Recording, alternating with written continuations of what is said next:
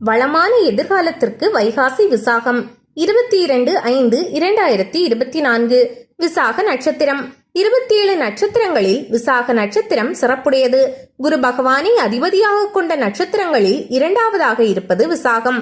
முருகப்பெருமானின் அவதார நட்சத்திரம். இதன் முதல் 3 பாதங்கள் துலாம் ராசியிலும் 4வது பாதம் விருச்சிக ராசியிலும் அமைந்திருக்கும். விசாகம் நட்சத்திரத்தில் பிறந்தவர்கள் தராசு போல இருப்பார்கள்.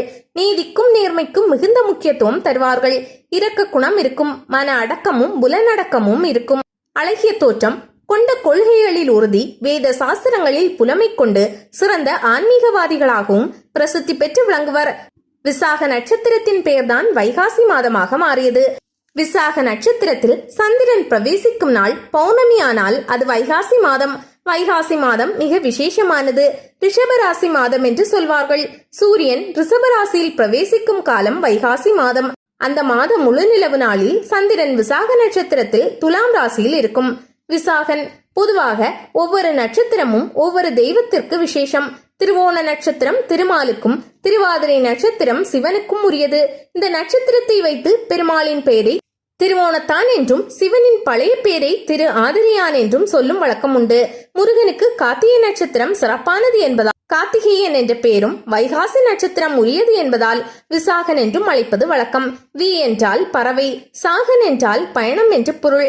மயில் மீது பயணம் செய்யக்கூடியவர் என்று பொருள்படும். ஸ்காந்தம் வியாசர் எழுதிய 18 புராணங்களில் ஸ்காந்தம் என்னும் கந்த புராணமே மிகப்பெரியது. 1,00,000 ஸ்லோகங்களை கொண்டது.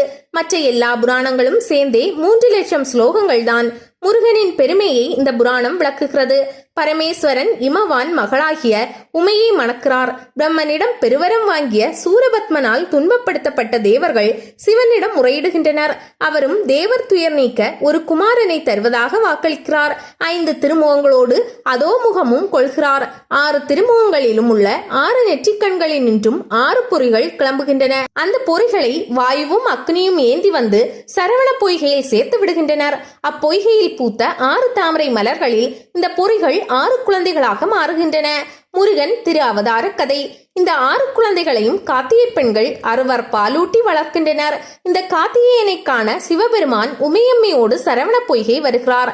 அம்மை குழந்தைகள் 6 சேர்த்து எடுக்க 6 குழந்தைகளும் சேர்ந்து 6 முகத்தோடு கூடிய ஒரு பிள்ளையாக மாறுகிறார்கள்.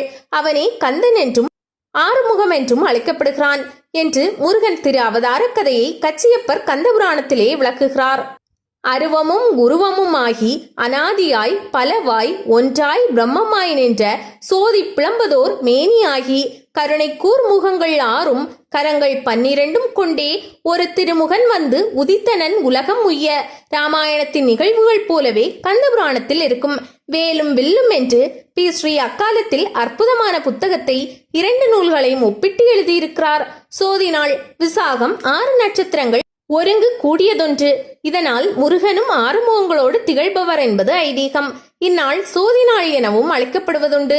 உயிர்களுக்கு நேரும் மின்னலை நீக்கும் பொருட்டு சிவனின் 6 முகங்களாய் தோன்றி தம் திருவிளையாடலால் குழந்தையானது. இந்நாளில் மக்கள், பிராணிகள், தாவரங்கள் எல்லாம் ஓர் உயிராகி இணைக்கப்பட்டிருக்கும் உண்மையை விளக்குதலே இந்நாளின் கருத்தாகும்.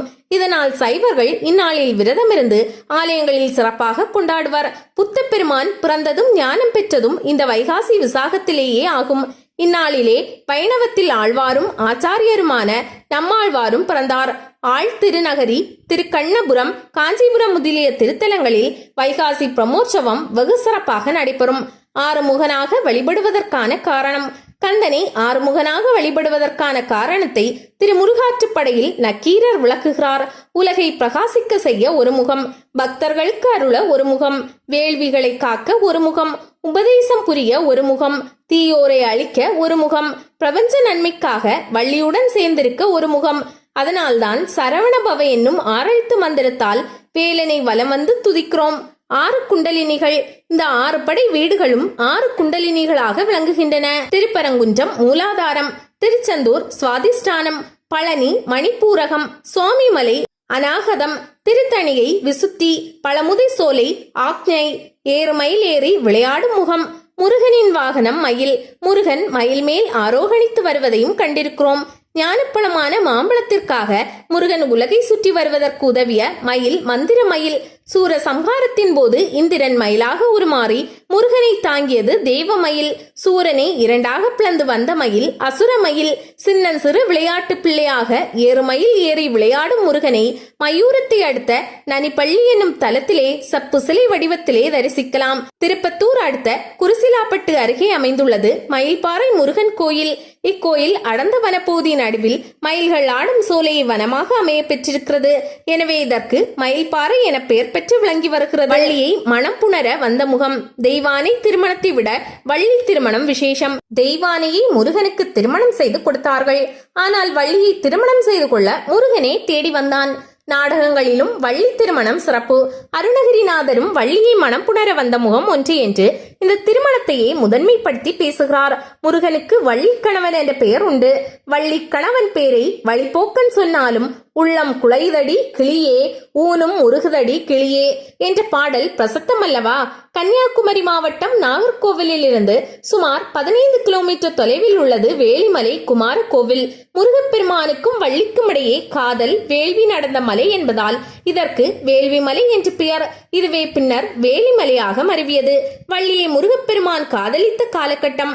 அப்போது வள்ளியின் உறவினர்கள் வள்ளியை தேடி அங்கே வர வள்ளியுடன் இருந்த முருகப்பெருமான் வேங்கை மரமாக மாறினார் என்கிறது புராணம். எனவே இங்கு வேங்கை மரத்திற்கு சிறப்புண்டு. வேலிமலை வைகாசி விசாக திருவிழா. வருடம்தோறும் இங்கு வைகாசி விசாக திருவிழாவின் 6ஆம் நாளன்று மஞ்சள் தடவிய தாளில் எழுதப்பெற்ற வள்ளிக்கு சொந்தமான உடைமைகளின் விவரம் தேவஸ்தானம் போர்டு ஊழியர் ஒருவரால் இங்கு வாசிக்கப்படுகிறது.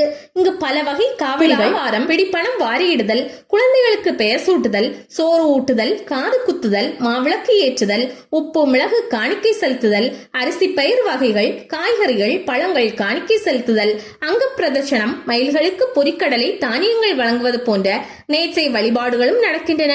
கோயிலில் இருந்து சுமார் 1/2 கிலோமீட்டர் தொலைவில் உள்ள ஒரு குகையை வள்ளி குகை என்பர். முருகப்பெருமான் வள்ளி திருமணம் இந்த பகுதியில் நடந்ததாக கருதப்படுகிறது. முருகன் வள்ளி திருமண சம்பவத்துடன் தொடர்பு கொண்ட திணைப்புனம், வள்ளி சோலை, வட்ட சோலை, கிழவன் சோலை ஆகிய இடங்கள் உள்ளன.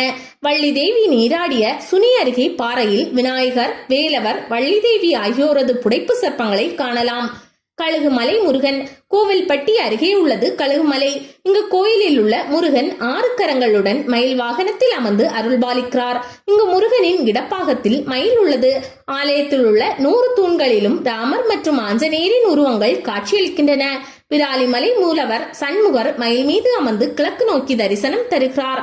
சுவாமிமலை முருகப்பெருமானின் அறுபடை வீடுகளில் 4வது படை வீடாகும். தந்தையாகிய சிவபெருமானுக்கு ஓம் என்ற பிரணவ மந்திரத்தை உபதேசித்த பிரசித்தி பெற்ற தலமாகும். முருகப்பெருமான் இக்கோயிலில் தகப்பன் சுவாமி என புகழ்பெற்று காணப்படுகிறார். குருவாகி இருந்து அருளியதால் குருமலை என்றும், கந்தாசலம், சிரகிரி, சிவமலை என்றும் அழைக்கப்படுகிறது. இக்கோயிலின் மற்றொரு பெயர் திருவேரகம் என அழைக்கப்படுகிறது.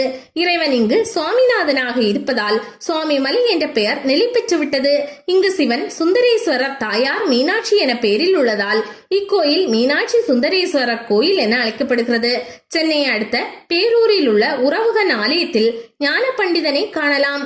கருவறையை சுற்றியுள்ள மேல பிரகாரத்தில் 2 அடி உயரத்தில் உள்ள செப்பு சிலை வடிவில் சிவனின் மடி மீது இருந்து கொண்டே பிரணவ உபதேசம் செய்யும் கோலத்தில் ஞான பண்டிதன் காட்சி தருவான். பள்ளியுடன் முருகன் காட்சி தரும் தலங்கள்.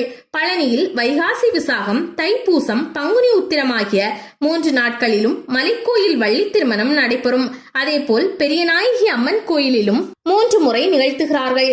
பழனி மலைக்கோயிலிலும் பள்ளியறையில் வள்ளி மட்டுமே முருகனுடன் எழுந்தருள்கிறாள். திருச்செந்தூரில் பங்குனி உத்திர விழாவில் வள்ளி திருமணம் நடத்துவர். இங்கே வள்ளியே பள்ளியறை நாச்சியாராக முருகனுடன் பள்ளியறை சேவை காண்கிறாள். சுவாமி மலையில் வேடரூப வடிவில் முருகனும் கையில் கவன்ஏந்தி வள்ளியும் உற்சவமூர்த்திகளாக உள்ளனர். கோவைக்கு அருகில் குருந்தமலையில் வள்ளிமலை என்ற சிறு குன்றில் வள்ளி குகையும் வள்ளி வடிவமும் உள்ளன. சென்னைக்கு அருகே சிறுவாபுரியில் வள்ளியும் முருகனும் மணவாள கோலத்தில் வள்ளி கல்யாண சுந்தரராக கரம் பற்றிய நிலையில் பஞ்சலோக வடிவில் அருள்கிறார்கள். விசாகத்துக்கு இணை விசாகம்தான். இது குருவின் நட்சத்திரம் என்பதால் பல குருமார்கள் இந்த விசாகத்தில் அவதாரம் செய்திருக்கிறார்கள். ராமலிங்க அடிகளார் தன் சத்தியஞான சபையை வடலூரில் நிறுவிய தினம் இது. நேபாளத்தில் கபிலவஸ்து பேரரசர் சுத்தோனா கௌதமாவின் குமரன் சித்தார்த்தர் என்னும் கௌதம புத்தர் வைகாசி விசாக புண்ணிய நாளில்தான் ஞானத்தை அடைந்த நாளாக கருதப்படுகிறது. தஞ்சை பெரிய கோயிலில் ராஜராஜ சோழனின் சரித்திரத்தை நாடகமாக அரங்கேற்றும் நாடக கலைஞர்களுக்கு ஆண்டுதோறும் வைகாசி விசாகத்தில் ஊதியமாக நெல் வழங்கி ராஜேந்திர சோழன் ஆணையை பிறப்பித்ததாக கல்வெட்டில் குறிப்பிடப்பட்டுள்ளது. விசாகனான முருகனுக்கு எத்தனை தலங்கள்! ஞானம், வைராக்கியம், செல்வம், கீர்த்தி, பலம், ஐஸ்வர்யம் போன்ற 6 பண்புகளை கொண்டது முருகனின் திருமுகங்கள். அவரை வணங்குவதால் இந்த குணங்கள் நமக்கு கிடைக்கும். முருகனின் அருளை வேண்டுவோர் இந்நாளில் பால்குடம், காவடி எடுத்து வழிபடுவார்கள். இனி சில முக்கியமான முருகன் தலங்களை தரிசிப்போம். திருச்சி சென்னை நெடுஞ்சாலையில் திருச்சியிலிருந்து 44 கிலோமீட்டரில் செட்டிக்குளம் என்ற தலத்தில் உள்ளது தண்டாயுதபாணி ஆலயம். குழந்தை பேறு வேண்டி இந்த முருகனை பிரார்த்திக்கும் தம்பதியர் வேண்டுதல் நிறைவேறியதும் அக்குழந்தையை கரும்பு தொட்டிலில் சுமந்து வந்து பிரார்த்தனையை நிறைவேற்றிக் கொள்கிறார்கள். திருச்சியிலிருந்து 12 கிலோமீட்டர் தொலைவில் உள்ள மேலக்கல் கந்தார் கோட்டையில் உள்ளது பாலமுருகன் ஆலயம். கருவறையில் முருகன் நின்ற கோலத்தில் இருக்க, அவருக்கு முன் அன்னை மாரியம்மன் அமர்ந்த கோலத்தில் பாலமுருகனுக்கு பாதுகாவலாய் உள்ளார். மலையில் 2 முகங்கள் 8 கரங்கள் கொண்டு யாக அக்னியை வளர்க்கும் அக்னி ஜாதகர் என்னும் அரிய திருவுருவத்தில் இருக்கிறார். நாகதோஷ நிவர்த்தி. சீர்காழிக்கு மேற்கே 4 கிலோமீட்டரில் கொண்டல் என்ற கிராமத்தில் அருள்பாலிக்கிறார் குமார சுப்பிரமணிய சுவாமி. தங்கள் மகளுக்கு மணமாக வேண்டும் என்று எண்ணும் பெற்றோர் விரும்பிய கணவன் அமைய பெண்களும் இந்த ஆலயம் வந்து முருகனிடம் வேண்டிக் கொள்கின்றனர். லால்குடியிலிருந்து 1 கிலோமீட்டர் தொலைவில் உள்ளது மணக்கால் சுப்பிரமணிய சுவாமி கோவில். வைகாசி விசாகம் இங்கு சிறப்பாக கொண்டாடப்படுகிறது. கோவை காந்திபுரத்திலிருந்து 8 கிலோமீட்டரில் உள்ளது பாலசுப்பிரமணிய சுவாமி ஆலயம். கிரக பயிற்சி நாட்களில் இந்த ஆலயத்தில் பல வகை மூலிகைகள் பயன்படுத்தப்பட்டிருக்கின்ற விசேஷ யாகம் நடைபெறுகிறது. இந்த யாகத்தில் கலந்து கொள்வதால் கிரக பயிற்சியால் ஏற்படும் பாதிப்பு கணிசமாக குறைவது கண்கூடு. திருப்பூர் நம்பியூர் பாதையில் 15 கிலோமீட்டர் தூரத்தில் உள்ள உதயகிரியில் முத்து வேலாயுத சாமி ஆலயம் உள்ளது. இந்த ஆலயத்தில் உள்ள பாறை ஒன்றில் 5 தலை நாகம் ஒன்று புடைப்பு சிற்பமாக அமைக்கப்பட்டிருக்கிறது.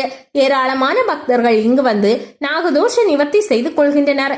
இவ்வாலயத்தில் உள்ள காலபைரவருக்கு தனி சன்னதி அமைந்துள்ளது.